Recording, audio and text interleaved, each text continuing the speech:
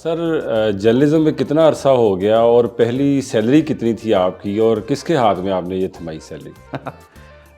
सबसे पहले तो बहुत बहुत शुक्रिया आपका, आपने मौका दिया कि आपके सामने हाजिर हो सकें। 2007 के अंदर एंट्री हुई थी। अब आप कैलकुलेट कर लें, मेरे ख्याल में कितने तकरीबन 18-19 साल अप्रॉक्सीमेटली बन जाते हैं। जी जी। पहली सैलरी जो थी वो डॉन न्यूज़ से मिली थी। इंग्लिश में होता था उस वक्त डॉन चैनल, टेलीविज़न चैनल।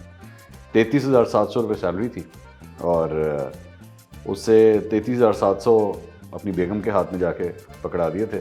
वो दिन और आज का दिन सैलरी हमेशा बेगम के हाथ में जाती है, तो मैं उन शोहरों में से हूँ जो बेगम से पैसे लेता है।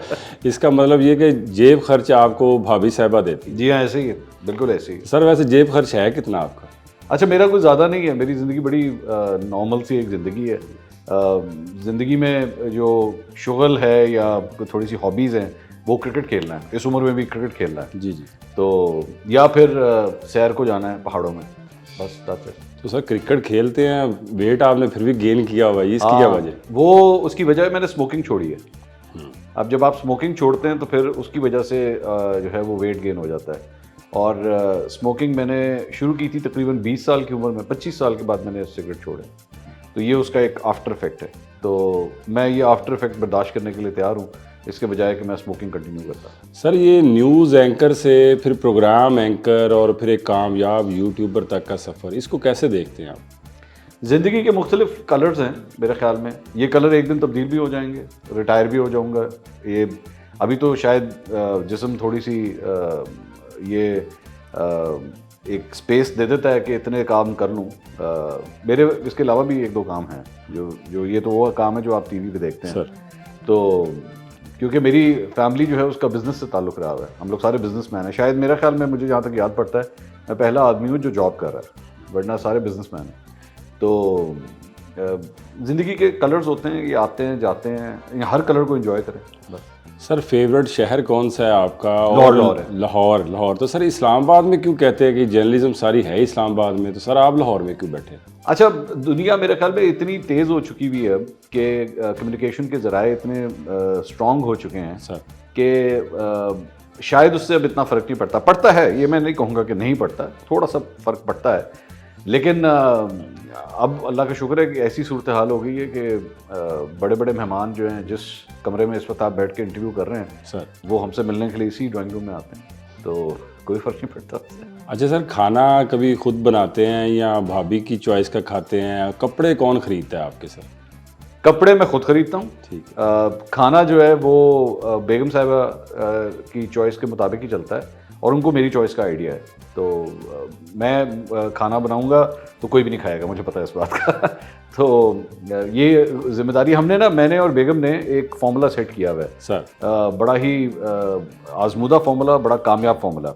एक दो असूल हैं जो मैं वैसे ही ऑन अ लाइटर नोट आपके साथ शेयर करता हूँ। सर ये जो हमारे घर की जो बाउंड्री है ना, इस बाउंड्री से इधर की जो सल्तनत है उसकी मलका वो है। बिल्कुल ठीक। वो डिसाइड करेंगी घर में मुलाजिम कितने होंगे, कौन होंगे, तनख्वाह क्या होगी, घर का पूरा निज़ाम जो है वो उनके अंडर है। मैं बीच में नहीं बोल सकता, मेरी बिल्कुल सही रही है इसके। कौन कितने बजे उठेगा, कितने बजे सोएगा, लाइटें कितने बजे बंद होंगी, सब कुछ बेगम फैसला करेंगी। वो जो बाउंड्री है उसके बाहर की जो सल्तनत है वो मेरी है। वो डिसीजंस जो हैं जो लेने हैं वो मेरे हैं, उसमें कोई और बीच में नहीं बोलेगा। तो हमने ये रूल तय किया है। और दूसरा रूल एक और जो है, एक दो रूल और हैं, सॉरी, एक और रूल जो है वो ये है कि जब वीकेंड आएगा तो हफ्ता या इतवार दोनों में से एक दिन जो है वो दोस्तों के साथ होगा और एक दिन फैमिली के साथ होगा, ये डिसाइडेड है। तो वो अगर मैं हफ्ते का दिन फैमिली के साथ गुजारूंगा तो उनको ऑटोमेटिकली पता कि इसका कल का दिन जो है वो दोस्तों के साथ होगा। बिल्कुल। आज जब आप ये इंटरव्यू कर रहे हैं तो कल रात को हम लोग पाकिस्तान और साउथ अफ्रीका का सारे दोस्त इसी कमरे में बैठ के मैच देखते थे। बिल्कुल ठीक। तो उनको सबको पता था कि कल का दिन जो है ना इसका फैमिली के साथ है। और तीसरा रूल जो शादी का हमने आपस में रखा हुआ है वो ये है कि हमारे दरमियान कभी बहस मुबाहिसा, झगड़ा, लड़ाई कुछ भी होगा, वो हम दोनों के अलावा तीसरे बंदे को नहीं पता लगेगा, बिल्कुल किसी सूरत, ना मेरे फैमिली में किसी को, ना उसकी फैमिली में किसी को, और किसी तीसरे शख्स को इजाज़त नहीं है कि वो बीच में बोले। तो लाइफ सेट है। सर ये भी बताते चलें कि सर शादी अरेंज मैरिज थी, लव मैरिज थी? लव लव मैरिज थी, किसने प्रपोज किया? लव मैरिज थी, लेकिन अरेंज हो गई।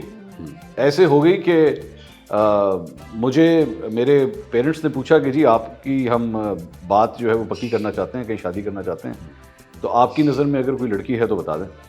तो मैंने बताया, मैंने कहा जी ये खातून है, तो आप देख लें। लेकिन मैंने एक डिस्क्लेमर साथ दिया वहाँ पे। मैंने कहा जी ये मत समझिएगा कि अगर आप नापसंद करेंगे तो मैं फिर भी कहूँगा कि नहीं मैंने इधर ही करनी है। आपने अगर बोला ना तो ना। ये बात पेरेंट्स को भी पता थी और बेगम साहिबा को भी पता थी कि ये रूल है।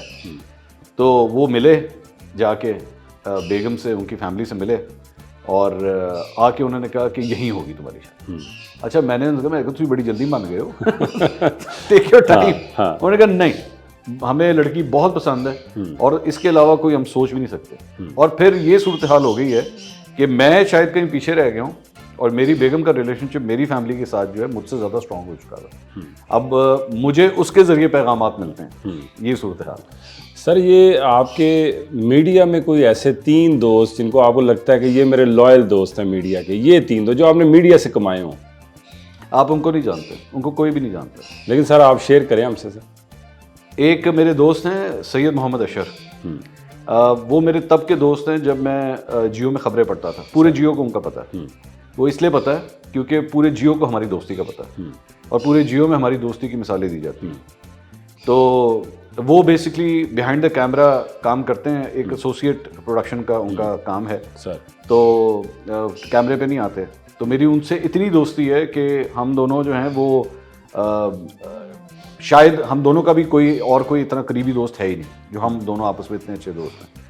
तो मीडिया से रिलेटेड मेरे ख्याल में मेरी सिर्फ उन्हीं से दोस्ती है। बाकी रिस्पेक्टेबल रिलेशनशिप्स हैं लोगों के सीनियर्स के साथ, जूनियर्स के साथ। लेकिन आम तौर पे सहाफ़ियों के मैंने देखे हैं कि ग्रुप्स मूव करते हैं। जी जी। इस्लामाबाद में भी यही है, लाहौर में भी है। मेरा अनफॉर्चुनेटली इस तरह नहीं है। बस एक प्रोफेशनल रिलेशनशिप है लोगों के साथ, ज़ाती नौयत की दोस्तियाँ नहीं हैं। सर बच्चों के लिए कभी आपने सोचा कि वो आपके प्रोफेशन को कंटिन्यू करेंगे या आपने उनको छोड़ दिया, या ये भी बेगम साहिबा पे छोड़ दिया कि इन्होंने फैसला करना है क्या पढ़ेंगे क्या? 3 बेटे हैं मेरे सर।